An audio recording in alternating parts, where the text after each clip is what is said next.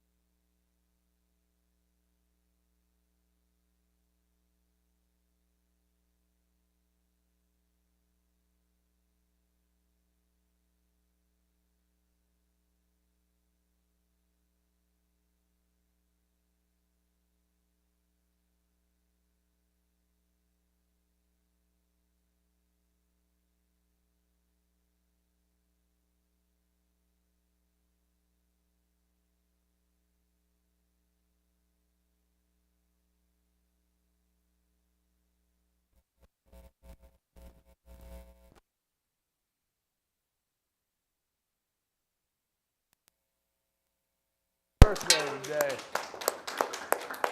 Happy birthday, Gracie. Thank You're welcome, sweetheart. Big 1-6, huh? Big 1-6. Come on back up here and get that pic made. All right. There you go. All right, and our guest speaker is one of our own, Miss Sha Massey. All right, Shay. Let's give Shay a great hand.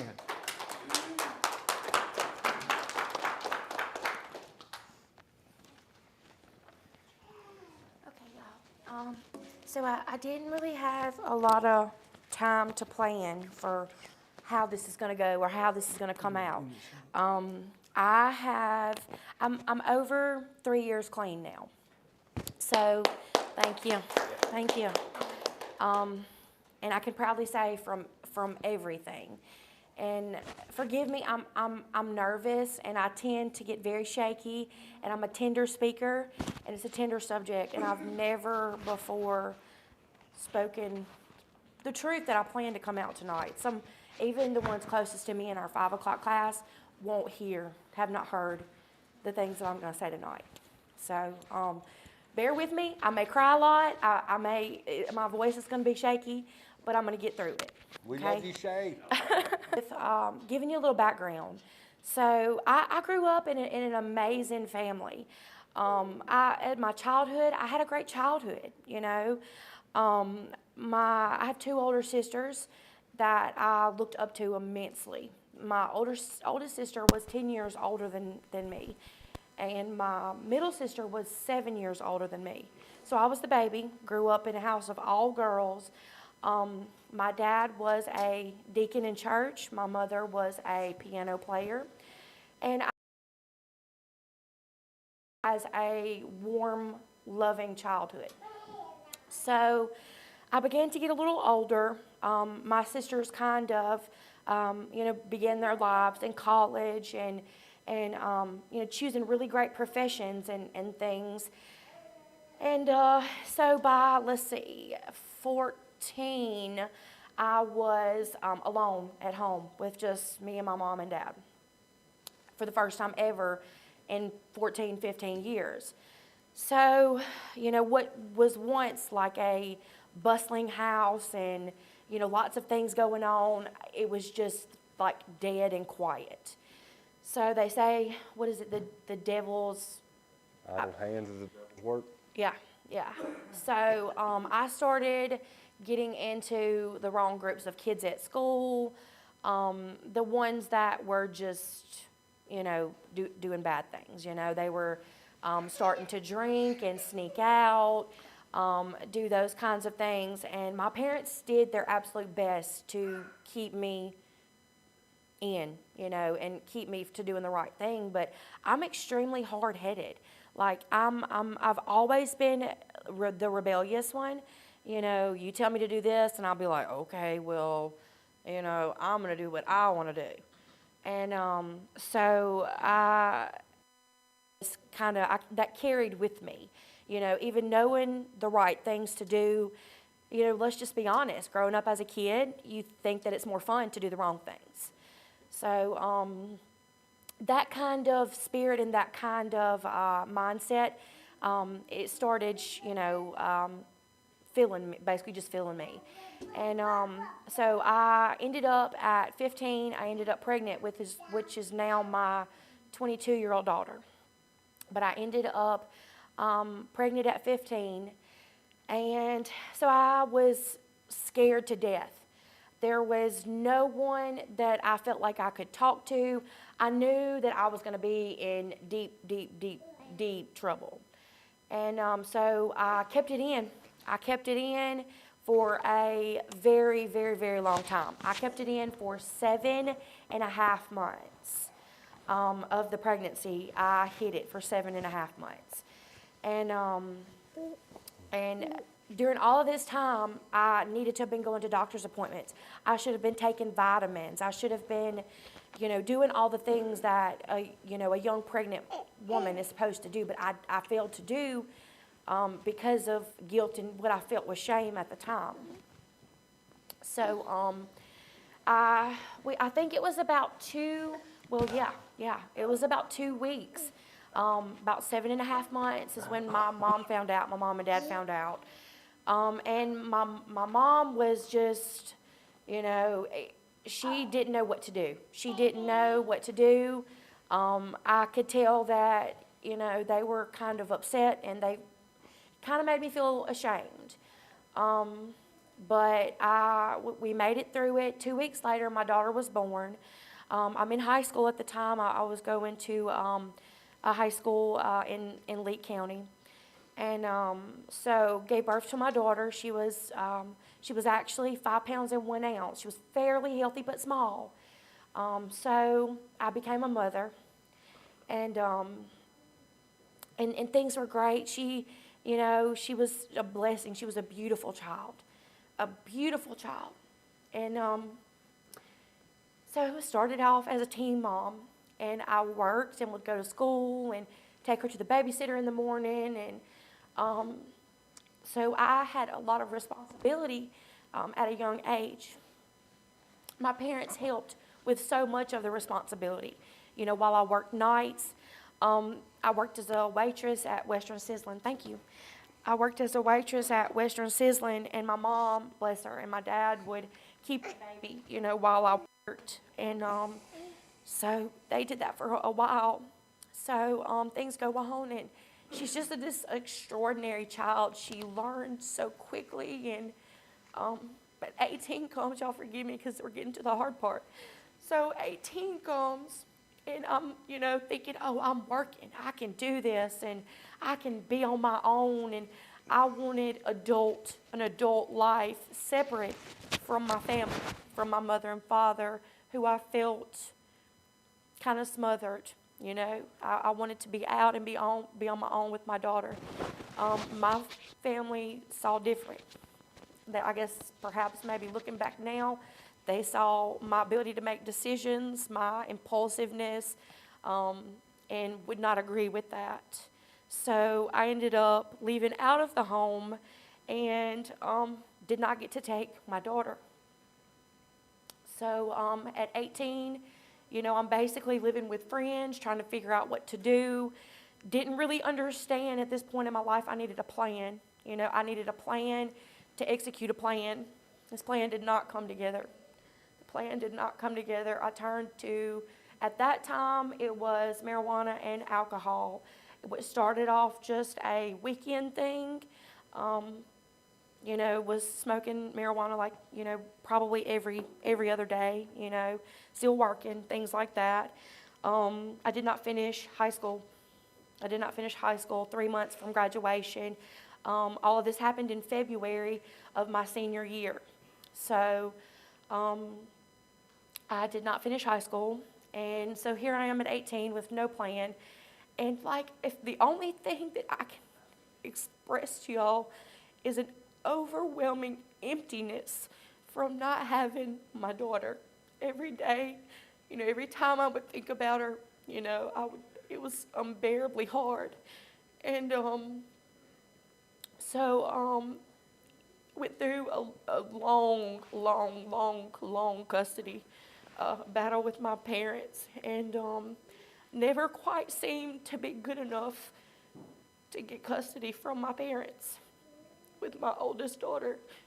So that kind of harbored a shameful, hurtful hole in this sense of I had abandoned her. But then there was nothing that I could do because I couldn't get legal custody back.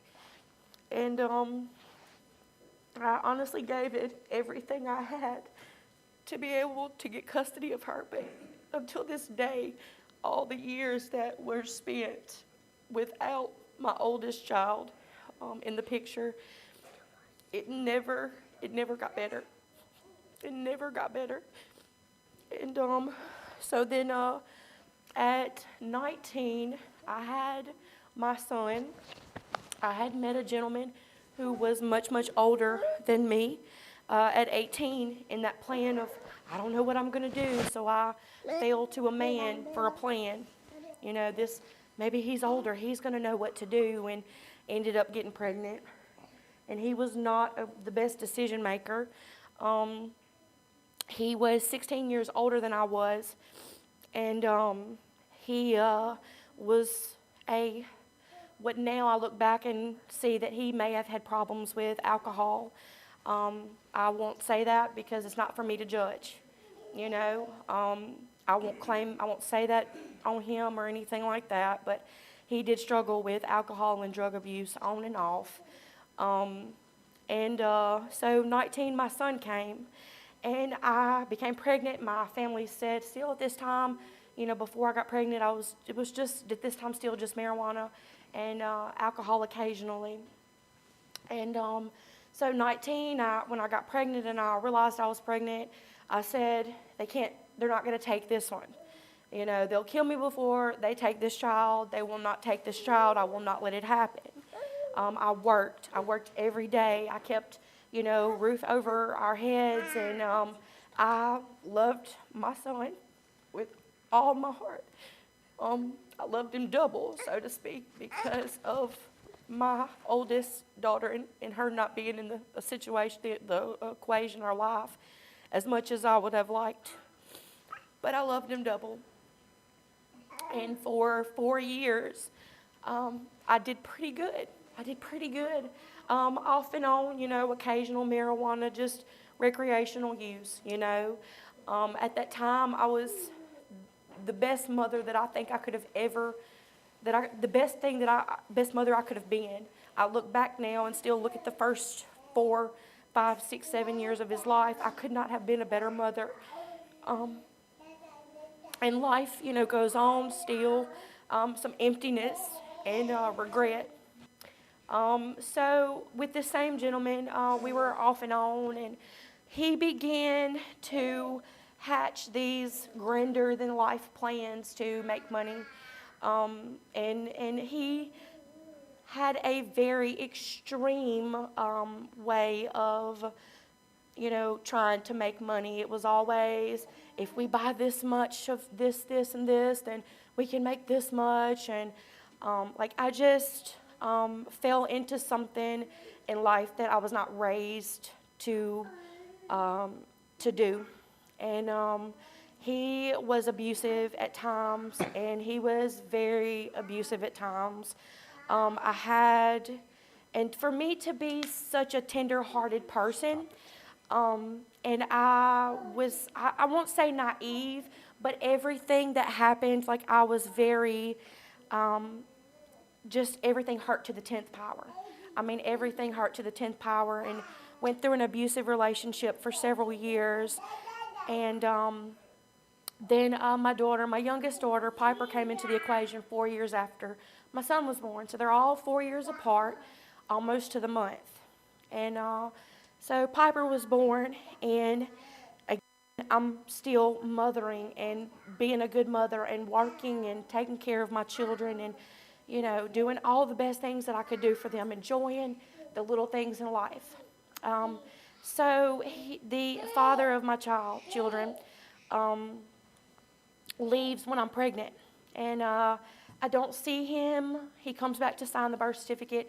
I don't see him for maybe 3 or 4 years after that.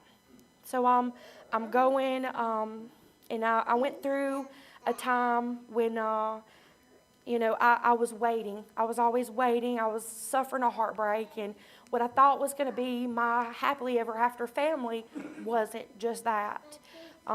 So I prayed. I started praying at this point, God, close the doors that need to be closed, close the doors that need to be closed, and open the ones that need to be opened. And so all that heartbreak and sorrow from that, kind of, God took care of that. God healed that wound, and I just kept going. He comes back into the equation. For the sake of this, I'm going to say that a specific person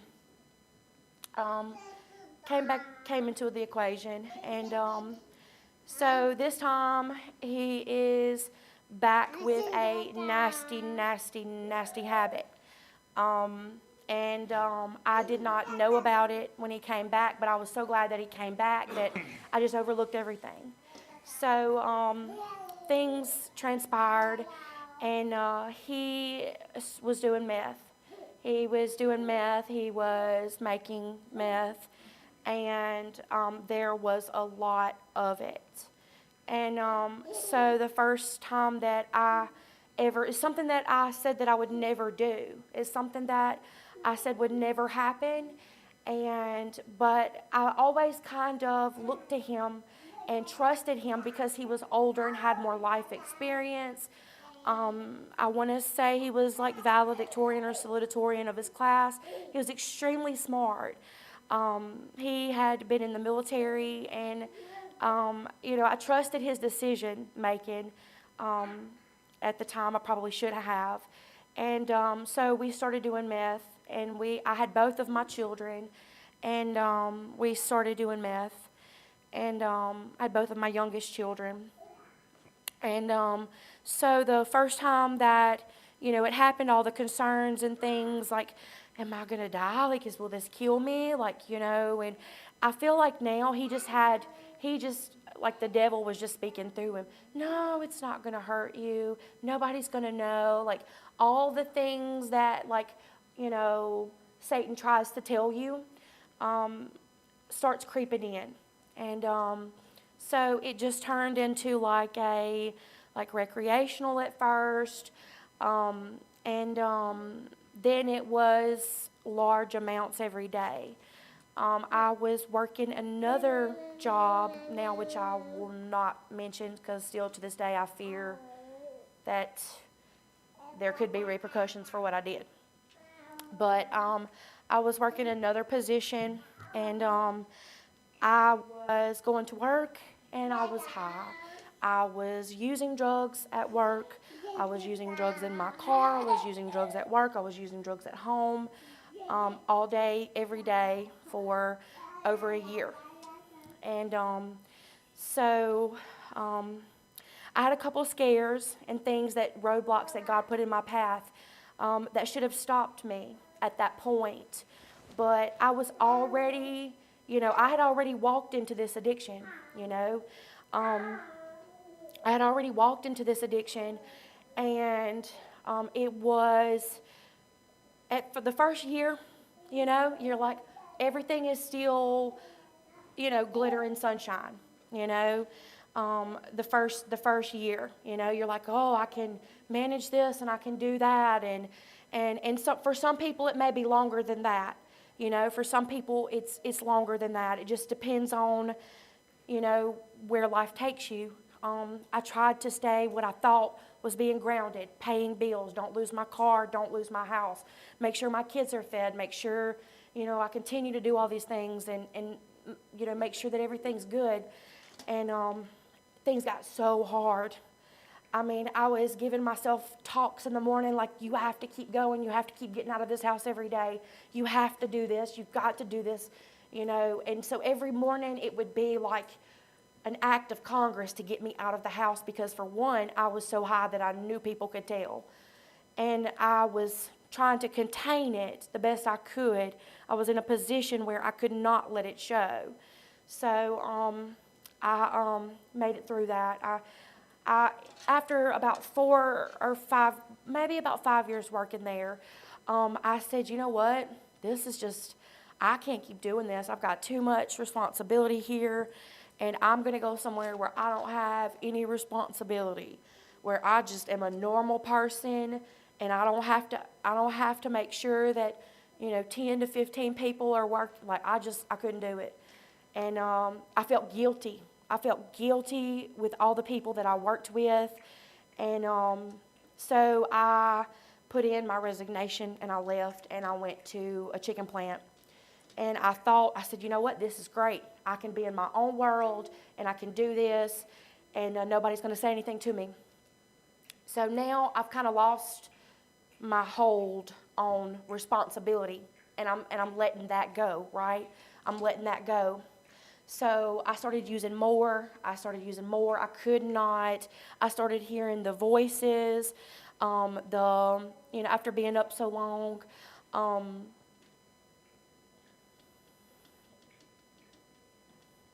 I went through probably 4 years of hearing my own thoughts every day, all day. Everything that you think, I heard it in my own voice, in my head. And and all that takes you, like all the places and being high and you're trying to figure out, like, what is this? What's doing this? Is the all along you're like, it's the drugs. It's the drugs. It's the drugs. It's the drugs. But occasionally I would hear things, other things, but I kept using. The person who introduced me is now well out of the picture. I'm in another relationship at this time. We are extremely codependent and toxic. When I say codependent and toxic, I know the man probably tried to kill me at least twice. So we're extremely codependent and toxic with each other, as a lot of times in addiction you find yourself in that situation. You don't want to be alone in your addiction because there's guilt, shame, and so you are in this relationship together and all you do is use and fight and all those things. So I'm struggling to keep it afloat. In the meantime, he and I, separate. He ends up going to jail, has been in jail since 2018. So now we're at 2018. We're at 2018, and so this is about maybe 4 years from beginning, maybe about 4 years from beginning. And so I'm at 2018, and so I, had started to push my children aside. I had started to push my children aside, and my mother and father became what I was not able to do at that time. They stepped up and took the children from me. I look back now, and that's the best thing that could have happened at that time. If I could not have done the right thing for their safety, I'm glad they did. I was extremely dangerous to myself and anybody who was around me. I had a volatile temper. I would swing bats. I would, fight, just anything that you can think of. So in their absence, I started to grow an even bigger hole, shame, like what I was not for them, and that I let this happen again. I let it happen again. And so the meth was not enough. The alcohol was not enough. I would start to smoke marijuana, do the meth, drink a bottle of wine, or, a 6-pack of beer, all in one night. And I was just patching, Band-Aids on these, bullet holes. That's the only way I can describe it. It's just, so that went on for a while, and that led me to a lot of different, there's a dealer for this, there's a dealer for that. This is a different type of dealer than that. You find yourself in all of these really strange, questionable, shady situations. So then it wasn't enough still. All along, I should have been, looking to God at this point. I still had not reached that point yet. I had not reached that point yet. I began to do cocaine at this time, and that went on for probably less than a year. And cocaine into the picture as well. And by this time, I am just I can't even remember this time. I can't remember even getting up every day or what I did every day. All I remember is just existing through this time period in my life. I don't remember one single thing until you come to this point where God puts something in your path and something really, really bad happens, right? And then you're like, whoa, what's going on? And then, what month is it? Like, what's today? This happened today. I was so high during this time, I forgot I had a job. I remember I was off for 3 days, and I remember thinking, okay, and at this time I'm trying to measure back. You know what I'm saying? I'm like, okay, I work on this days. I've got to, stop at this time on this day and to be able to function in, because I, was like in a forward-facing position with people, and I had to get myself together, So anyway, I remember thinking I had three days off, and from the time I got off that day, I went straight dealer 1, dealer 2, dealer 3, and straight to the store to get beer at that time. And so I come in, I take off my uniform, I throw it in the laundry room floor, and I'm at it, I'm at it. It's 4 days later. I'm in my house, I'm in my house. I have no care in the world other than to just be high and be in addiction. And I go into the laundry room, and my uniform's sitting on the floor. And I was like, whose uniform is that? I was like, who's been in my house? And realized that I forgot I had a job that I had had for a couple months, and forgot I had a job. And when I realized immediately, I called, and they're like, 3 days, no call, no show, nothing we can do. I said, okay. So that I lost all account of what was going on. I ended up one day leaving my house at Christmas in now we're going to fast forward some. I left my house a couple days after Christmas, I think, in 2022, I believe. No, 2020. I left my house the day after Christmas, a couple days after Christmas. And I left I was frying shrimp. And left the pot on and didn't realize I left the pot on. And went to town and was doing something, I don't remember, paying bills or something. And come back, get a call from my mom. Somebody says, my house is on fire.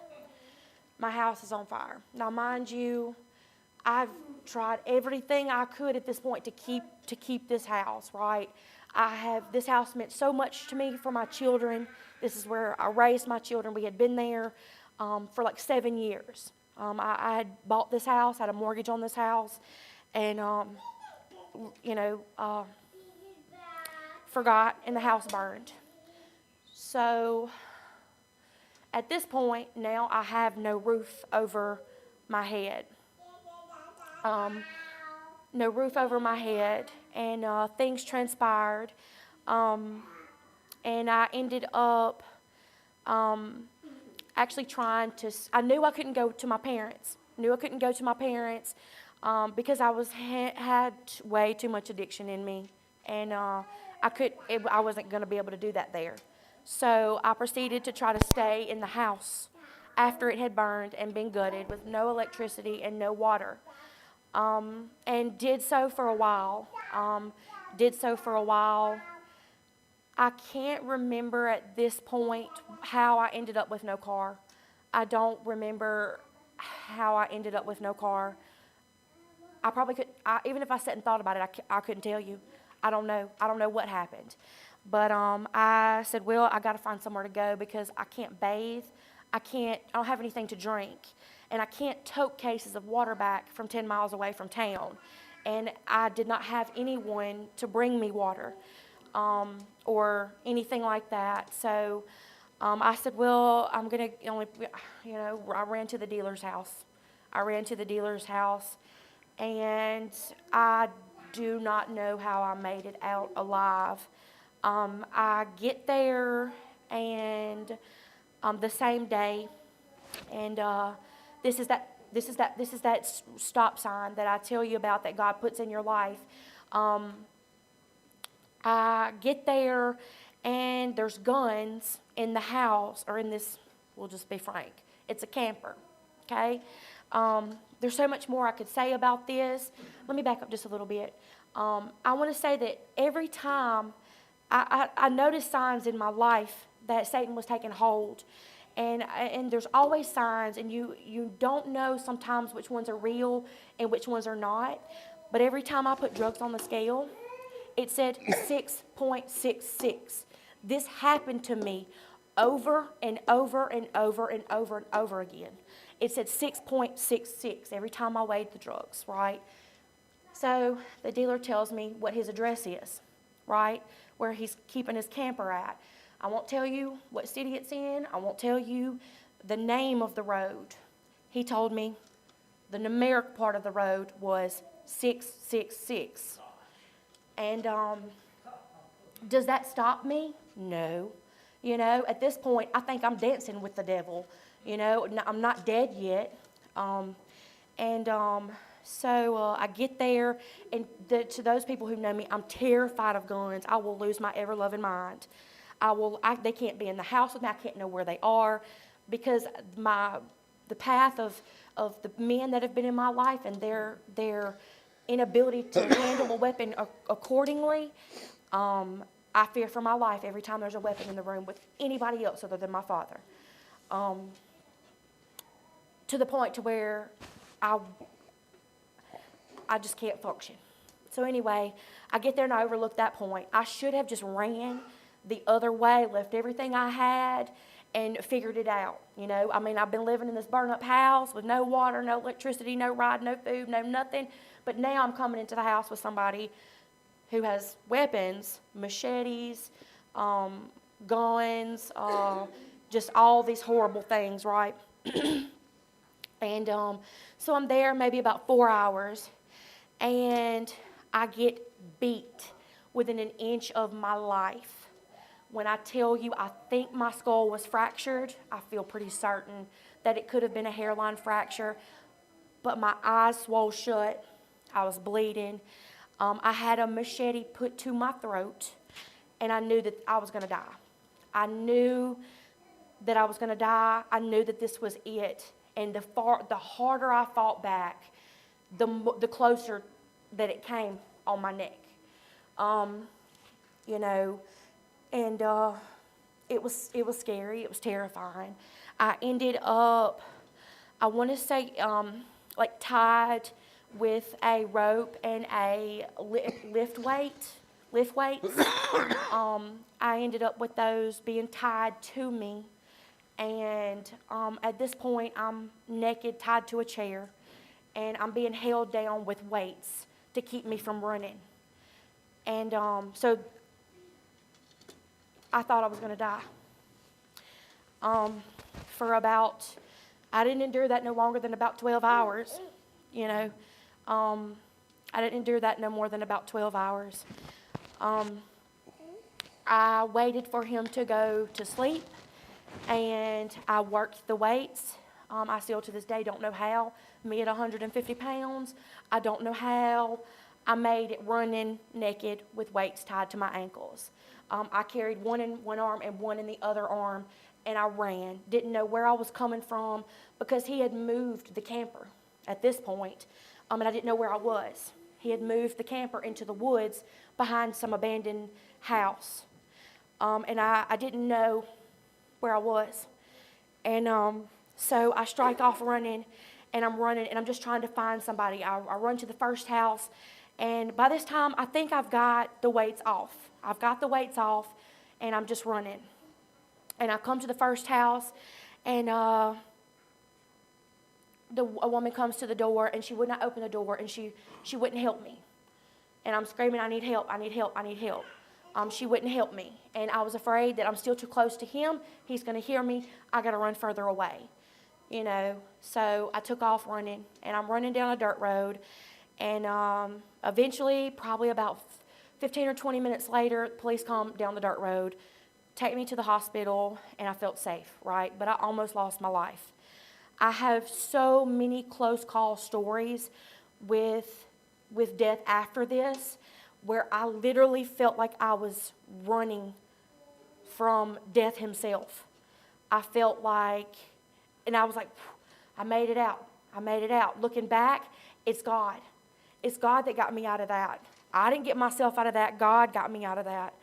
Amen. I came back to the house that had burned. And I had decided at this point I was going to try and take my life. I had made a plan. I had rope. I had, rafters in the house that were exposed. I said, I'm going to hang myself. I had, had the plan. I mean, I full-fledged had a plan. So I got up as high as I could. And for some reason, I ended up moving it. I ended up moving the rope to another rafter in the bathroom. I moved it to a rafter in the bathroom. So anyway, I get it up there and put it around my neck, and I'm in the bathroom. And by this time, I'm numb. I'm numb inside. And there was no more crying. There was no more, asking God for help or to take my addiction. I'm in the bathroom, and I remember I had on a little dress, just a little one-piece dress, and no shoes or anything like that. But as I hung the rope to the rafter, at first I was kind of scared, and I put the rope up to my neck before I was gonna, I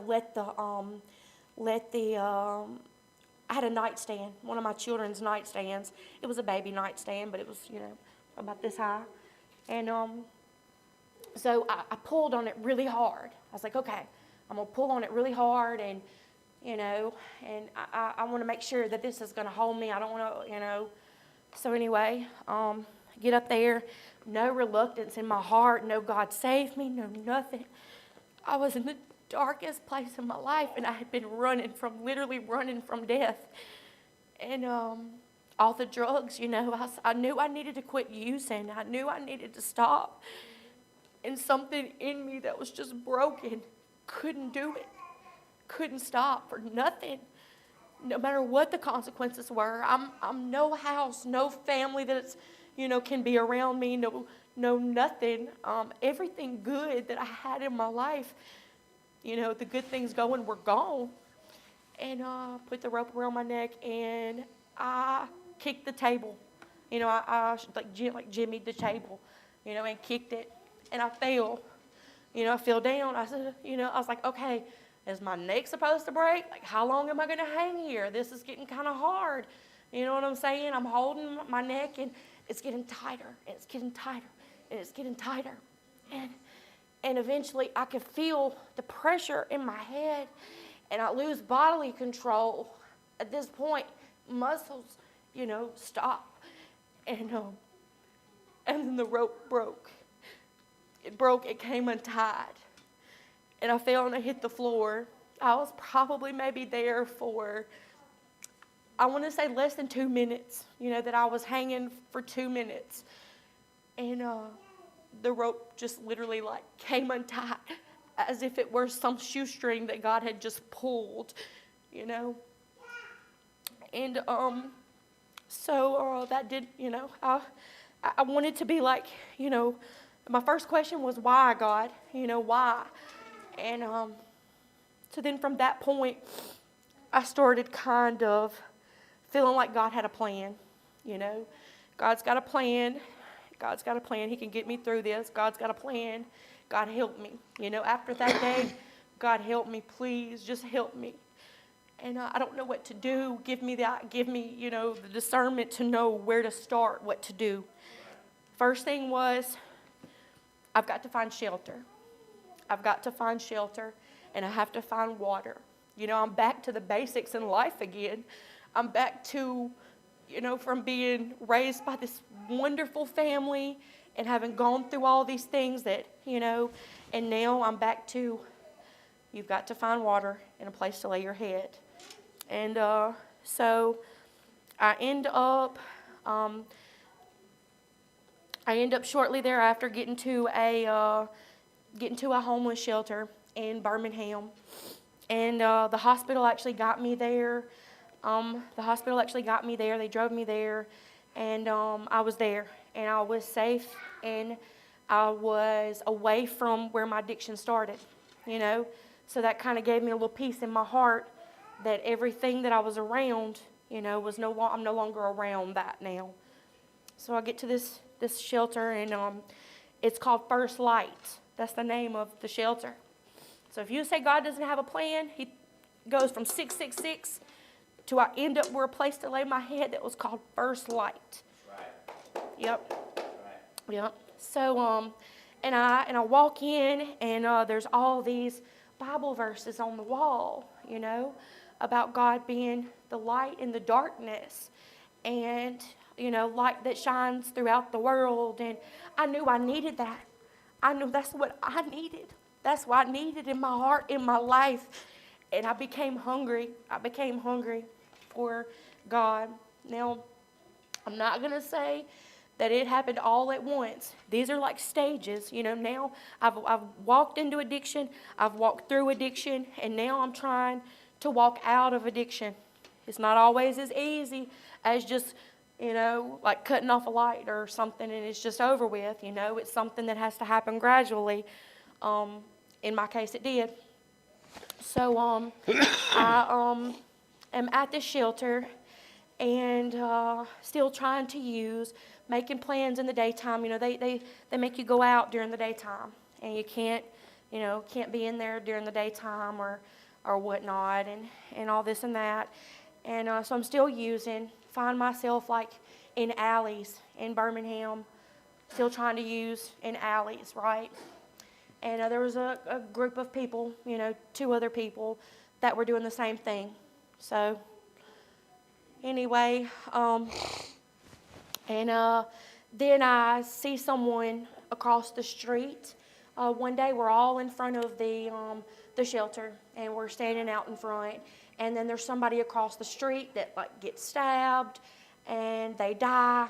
And then we hear about this other gentleman who was experiencing homelessness. He actually died overnight one night in one of the very same alleys that I was using in. And so I was like, man, this is a wake-up call. This is not where I want my life to go. And all these close calls with death that I've had, and then me trying to take my own life, so I began to pray. I said, I need to find a job. I need to find a job. But you know what? I want to tell you that I put in maybe 100 job applications there. Nobody called me. And it didn't happen. It never happened. Looking back now, that wasn't part of God's plan. It wasn't part of God's plan for how He wanted to have me healed, or how He wanted to put the healing in me.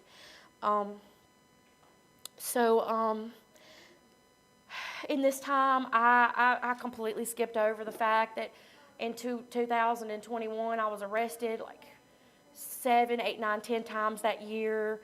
Caught a felony. I mean, it's a blur. I'm going to be honest, it's a blur. I lost all touch of reality. I lost a whole year. I want to say it was 2021. I feel like I lived 2021 twice. 2021 went on for a millennia, it felt like to me. But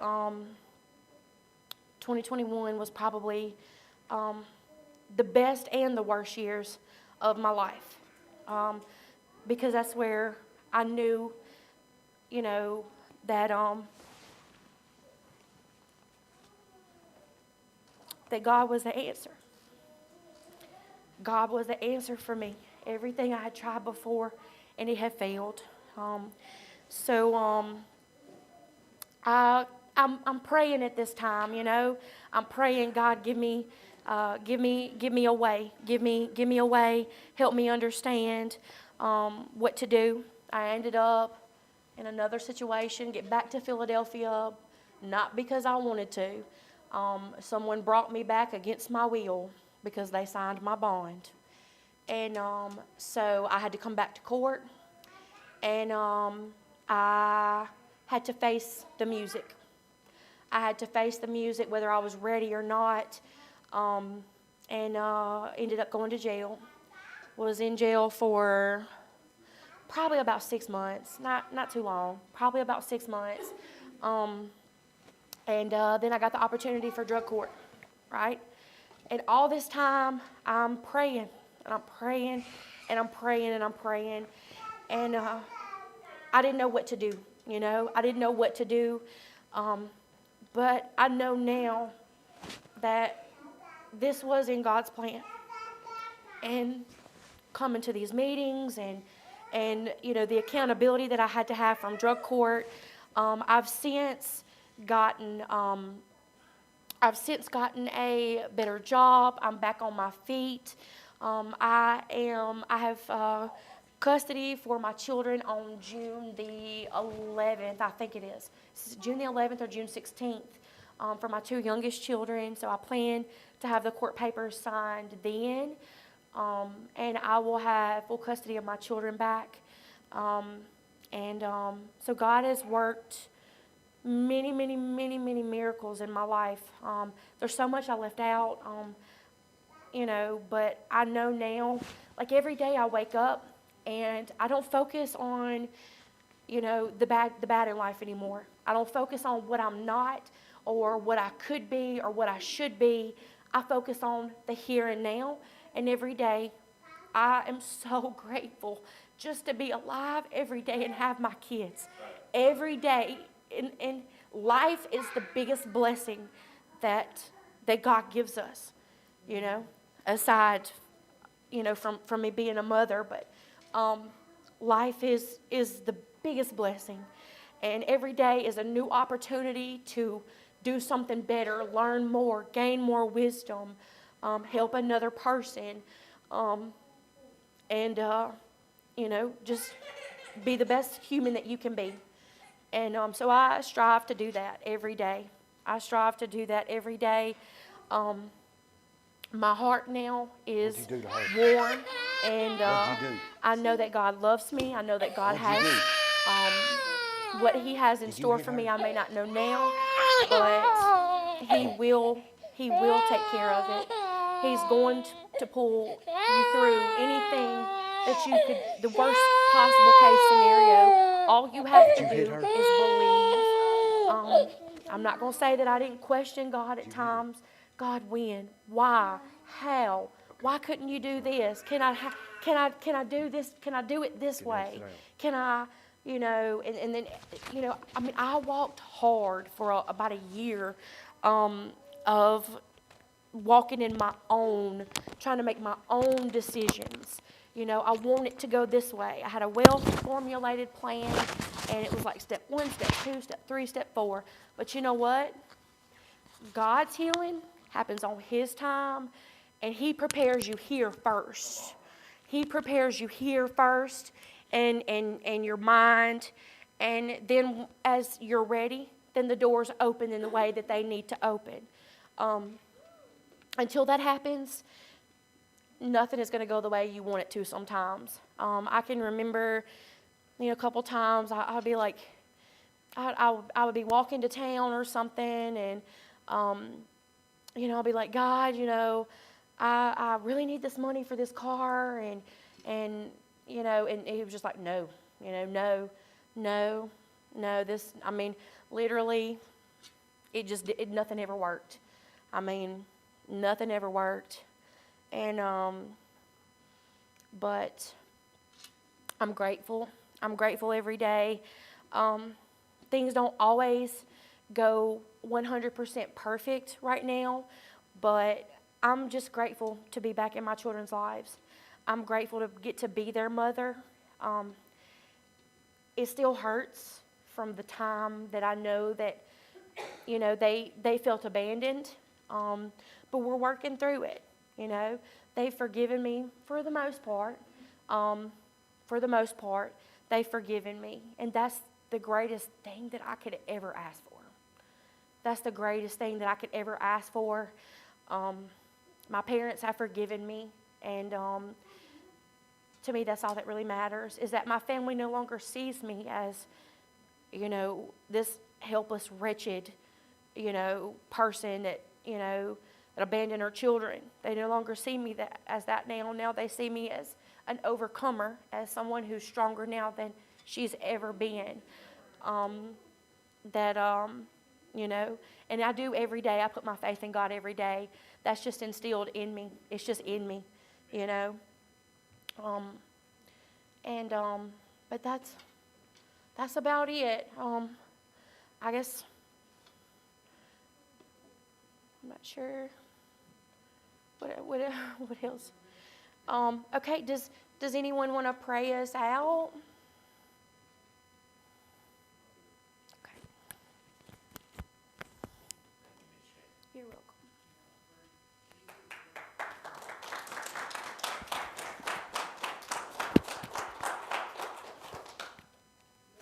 It's inspiration right there. You ready? Heavenly Father, dear God, I'd like to thank you for Miss Shay and the testimony she gave us. Maybe it can help us walk a better and straighter direction, dear Lord. It's just, you never know how good we do have it. Dear Lord, once again, I'd like to thank you for all the mothers out there that's trying the best they can. And even for the ones that ain't trying, dear Lord, we love them all. Just give us traveling grace, and give us some traveling grace to get back here next week, dear Lord. In Jesus' name, amen.